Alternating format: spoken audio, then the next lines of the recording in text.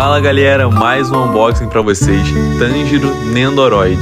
Vamos começar aqui abrindo a caixa dele, né? Ela vem com o blisterzinho, com o Nendoroid todo bonitinho, e também vem os acessórios dele. Vocês vão ver aí que tem as roupas dele são de detalhes de pano, né? Então fica surreal esses detalhes que vocês estão vendo aí. Vamos acabar montando ele aqui, né? Pra vocês poderem ver melhor ele completinho. A gente tá colocando a roupinha nele. Nossa, olha que fofinho, gente, meu Deus.